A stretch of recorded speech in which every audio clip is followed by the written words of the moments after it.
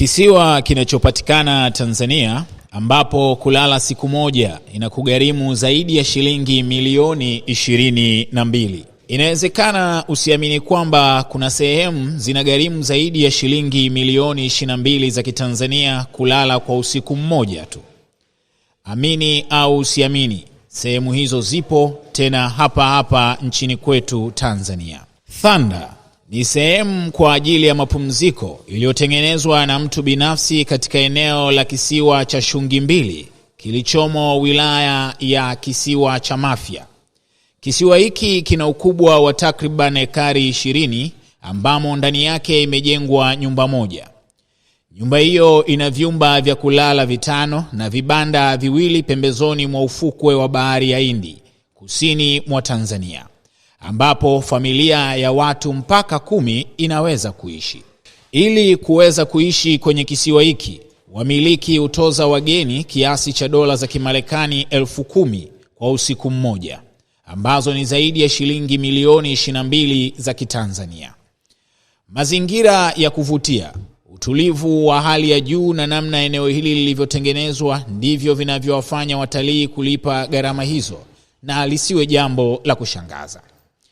Ni jambo la kawaida ukiwa mapumzikoni kisiwani humo kuwaona na kuogelea pamoja na viumbe wa baharini kama vile pombo, yani dolphin, papa wakubwa na kobe wa majini.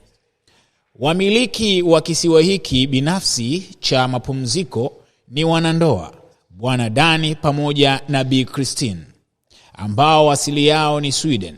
Walipata wazo la kutengeneza sehemu hii ikiwa ni kwa ajili ya kupumzika pamoja na watoto wao 3 na wajukuu 8. Kikubwa kinachowasukuma kufanya hivyo ni katika jitihada za kubadili mazingira, hususan hali ya hewa, ukizingatia nchi za Scandinavia wanapotokea ukumbwa na baridi kali kwa vipindi virefu vya majira ya mwaka. Walianza kwa kuwekeza Afrika ya Kusini kutokana na kuvutiwa na wanyama na uoto wa asili kabla ya kuja nchini Tanzania. Miongoni mwa masuala ambayo yalizingatiwa kabla ya uwekezaji katika kisiwa hiki ni pamoja na kulinda vivutio vya kitalii na kuhifadhi viumbe wa baharini katika eneo hilo. Kwa kushirikiana na mamlaka ya uhifadhi wa baharini ya kisiwa cha Shungi Mbili, wamiliki wa kisiwa cha Thunder wanashirikiana kwa ukaribu kuhakikisha jitihada za kulinda na kuendeleza uhifadhi wa vivutio vyake unazingatiwa. Mbali na hayo, kisiwa cha Thunder kinahakikisha kwamba jamii ya wakazi wanaoishi karibu na sehemu hiyo, ambapo ni kisiwa cha Mafia, wanafaidika na uwekezaji huo.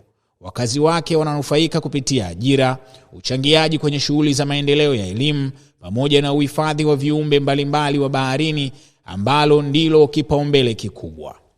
Tanzania inazo fursa nyingi za kitalii ambazo watu kutoka mataifa ya nje wanaziona na kuzitumia ipasavyo. Hii ni makala fupi kuhusu kisiwa cha Thunder, sehemu ambayo inapatikana Tanzania, na ili uweze kulala kwa usiku mmoja tu inakugharimu dola 10,000, yani milioni 22.